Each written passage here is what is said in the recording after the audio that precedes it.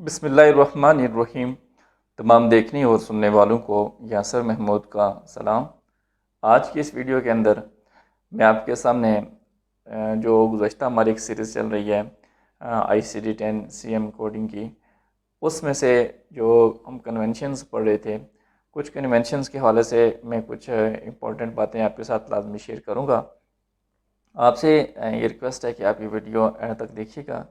इंशाल्लाह आपको काफ़ी मालूमात मिलेगी।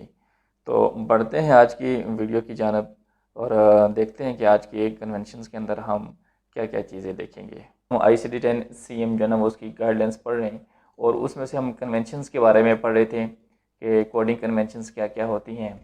तो सेक्शन 1 के अंदर जो कन्वेंशंस हैं जो इसके अंदर होती हैं उनमें जो सबसे पहले है वो alphabetic index and tabular list.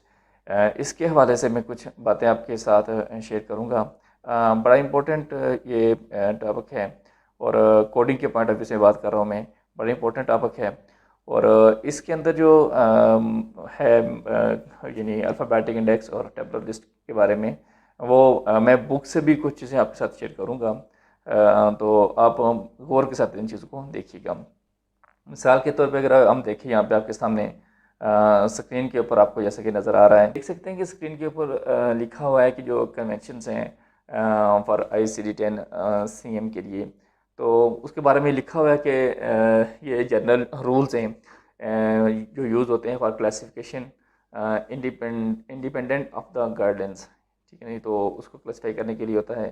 तो अब देखें कि जो अल्फ़ाबेटिक इंडेक्स और टेबुलर लिस्ट है, इसके अंदर वो बताया गया है कि ये दो पार्ट में जो है वो डिवाइडेड है, अल्फ़ाबेटिक इंडेक्स और टेबुलर लिस्ट।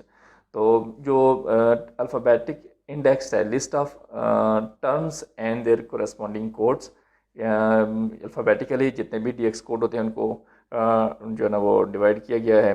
और जबकि जो टेबुलर लिस्ट होती है, यही चीज़ें आगे जो है ना वो चैप्टर वाइज डिवाइड की होती हैं अल्फ़ाबेटिकली। तो जो अल्फ़ाबेटिक इंडेक्स है उसके अंदर जो है ना वो क्या क्या चीज़ें आती हैं।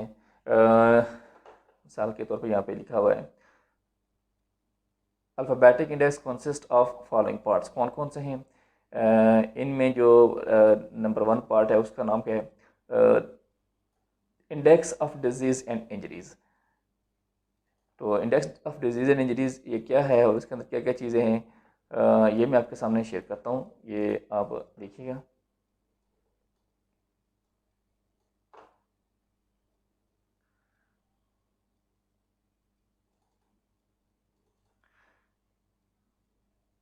जी, ये आपके सामने index of ICD-10 index to diseases and injuries ये लिखा हुआ आ रहा है।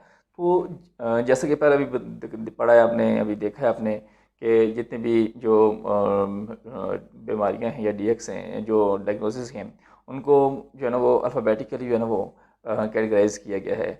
यानी ये पहले नंबर पर जो बीमारी लिखी हुई है आर्स-कोज़ सिंड्रोम, यहाँ से ये शुरू हो रही है बीमारी, अबेंडमेंट है एंड सो ऑन। आगे जब देखते जाएंगे आप इन आपको, तो आपको काफ़ी सारी और भी चीज़ें मिलेंगी। आप देखते जाएं अगर आप, तो मिसाल के तौर पे ड्रैग करते जाएं तो A से Z तक ये सब आपको जो है ना वो मिलेंगी। अभी ये एक ही सीरीज़ चल रही है इसके अंदर, इसके बाद फिर B सीरीज़ के अंदर जितने भी जो होती हैं बीमारी होती हैं वो उससे शुरू होती हैं, उसको अलग से कैटेगराइज किया गया है।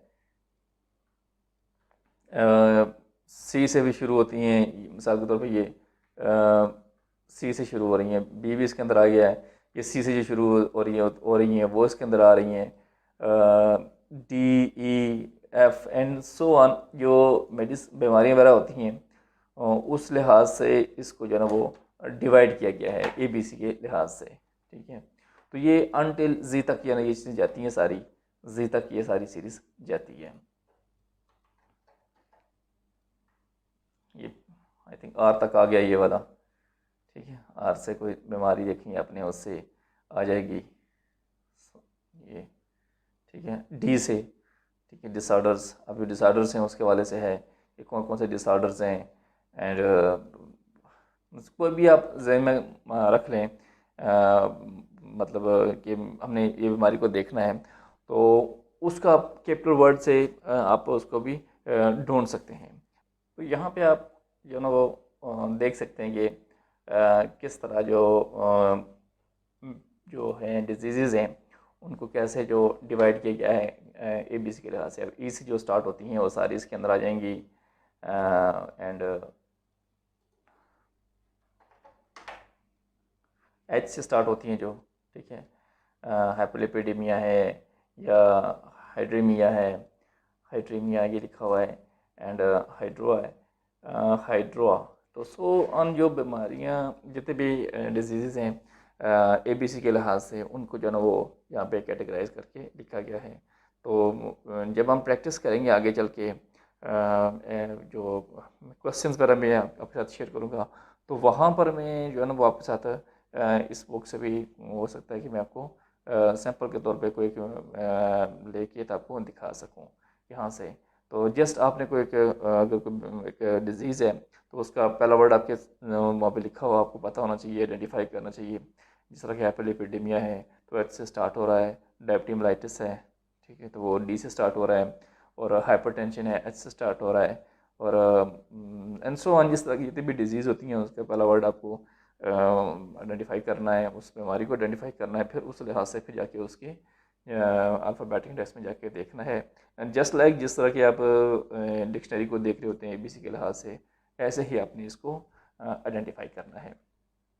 यानी जो भी कोड आपने देखने अल्फ़ाबेटिक इंडेक्स से आपने देखना है, यानी इंडेक्स ऑफ डिजीज़ इंजरीज़ वहाँ से देखना है, से उनको फिर जाके वेरीफाई करना है आके टेबलर लिस्ट के अंदर। क्यों वेरीफाई करना है? क्योंकि यहाँ पे उसकी जो है ना वो कन्वेंशन हैं वो दिए गए। उम्मीद है कि ये वीडियो आपके लिए काफ़ी हेल्पफुल साबित होगी। तो ये वीडियो जो है ना आगे दूसरे जो इस इंडस्ट्री के लोग हैं या जो भी इंटरेस्टेड हैं इस मेडिकल कोडिंग के अंदर, उन तक लाजमी है शेयर कीजिएगा। अल्लाह ताला हम सबका हामी नासिर हो। अपनी दुआ में याद रखिएगा। अल्लाह हाफिज़।